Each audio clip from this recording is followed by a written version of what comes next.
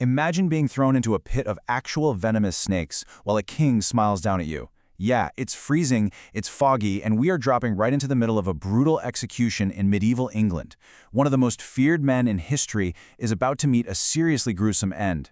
Welcome to this explainer on Vikings, the masterminds behind the myth. Section 1, The Snake Pit Nightmare.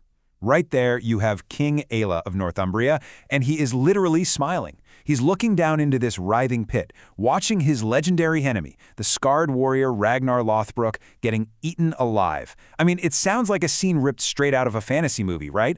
But this was the terrifying reality of 9th century Europe. But here's the crazy part. Ragnar doesn't beg. Not at all. Instead, right before he dies, he screams out this chilling prophecy. The little piglets will squeal when they hear how the old boar died. He's talking about his sons, of course. And this single, defiant threat, it sets off a massive chain reaction of revenge that's going to completely terrorize and reshape the entire European continent. So, how did a starving, frozen people conquer the world? This is our core mystery today. How exactly did isolated, resource-starved farmers from the dark, freezing north transform into the ultimate nightmare for the world's most powerful empires? I mean, how did a people fighting just to survive the cold suddenly build this massive global trade and war machine? Well, to find out, we actually have to look up at the sky. Section 2. Surviving the Climate Crisis. To really understand this violent explosion across Europe, we need to rewind to the 6th century. Scandinavia was a brutal place to live back then. Think bone-breaking winters with just a few hours of sunlight. But then a massive climate crisis hit. Scientists believe a devastating string of volcanic eruptions blasted dark ash into the skies over Europe, literally blocking out the sun and triggering a volcanic winter. 6th century volcanic winter and starvation. 8th century, climate stabilizes. Late 8th century, massive overpopulation. The immediate result of that ash was sheer catastrophe. Crops failed, starvation set in, and survival was hanging by a thread. But eventually, by the 8th century, the climate stabilized and got milder. But actually, solving that one crisis created a brand new one, a massive population boom. In a land with basically zero farming space left because of all the mountains and forests, these leaders were backed into a corner. They had only one choice: look outside their borders if they wanted to survive. Now, here's a huge misconception. Viking wasn't actually a race or a nationality. It was a job or lifestyle, meaning sea warrior or pirate. If you lived in Scandinavia, you were a farmer, a fisherman, maybe a blacksmith. But in their language, Viking meant sea warrior. It was a brutal job title you earned the absolute second you joined a raiding expedition to go find resources. It was a career choice born out of pure desperation. 581. And what's totally wild is who is actually doing all this fighting. For centuries, historians just assumed this deeply patriarchal society only sent men off to war. But in 2017, DNA analysis of a legendary 10th century Berkir warrior grave, cataloged as BJ 581, completely shocked the world. It revealed that this ultimate Viking commander, buried with incredible weapons and high honors, was actually a woman. Those legendary shield maidens? Yeah, they weren't just myths. They were very real, elite tacticians. Section 3. The ultimate war machine. Of course, all this warrior ambition and overpopulation means absolutely nothing without the technology to transport it, right? I mean, enthusiasm alone isn't going to cross an ocean. And that brings us to their absolute game-changing masterpiece, the longship. This is the invention that shattered the limits of what the medieval world thought was possible. 200. The resources required to build just one of these things were staggering. To put that into perspective, crafting a single 120 square meter sail for a longship required the wool of roughly 200 sheep. Imagine 200 sheep standing completely naked just so one Viking ship could catch the wind. It took the labor of nearly 20 women working tirelessly just to weave a single sail. Let's look at the longship advantage. Clinker-built flexibility, a shallow draft for coastal waters, and a symmetrical design for instant retreats. These ships were clinker-built, meaning the planks overlapped like fish scales and were stuffed with tar-soaked wool. This made them incredibly flexible, bending with ocean waves instead of just snapping in half. Plus, they had a shallow draft, so they could cross deep, raging oceans, but also glide right up into shallow rivers. And the absolute best part? They were perfectly symmetrical.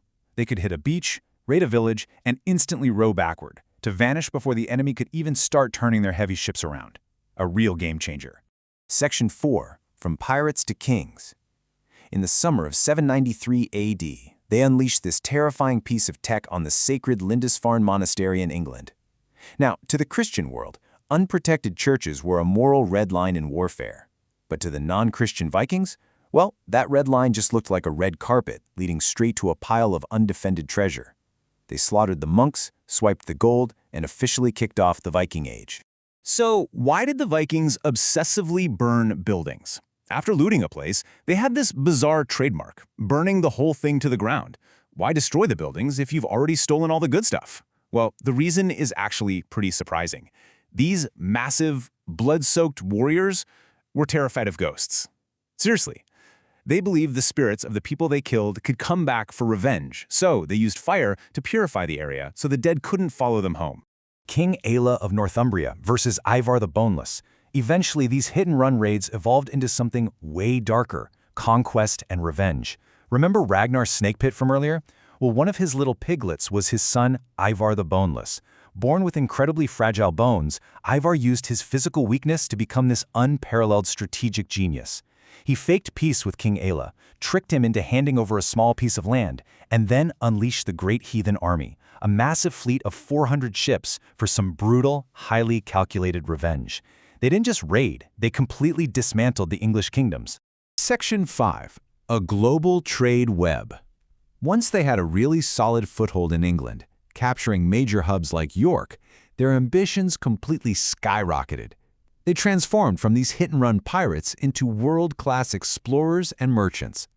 The sheer scale of how far they traveled is just mind-blowing. 1000. In the year 1000 AD, which is a full 500 years before Christopher Columbus even set sail, a Viking named Leif Erikson became the very first European to actually set foot in North America. He called it Vinland. Just think about that for a second. 5 whole centuries before the history books usually start the clock on the New World, the Vikings had already been there, done that.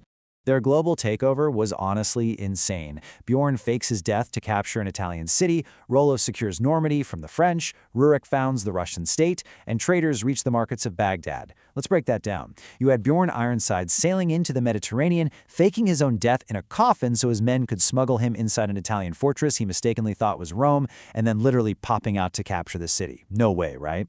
Then you had Rollo forcing the French king to hand over Normandy. You had Rurik being invited to unify Slavic tribes, which literally founded the Russian state. And you even had Viking traders standing right in the vibrant markets of Baghdad, swapping silver and furs for Arabic coins and Chinese silk. Section 6. How the Vikings evolved. Most history books are going to tell you the Viking Age ended in 1066 at the Battle of Stamford Bridge. But the truth is, the Vikings didn't just die out or lose their edge. They did what they had always done to survive ever since that volcanic winter. They adapted, they leveled up, and they assimilated right into the very empires they used to terrorize. Saturday was Bath Day. Okay, here is a shocking fact that completely destroys the whole Hollywood stereotype of the dirty, grimy barbarian.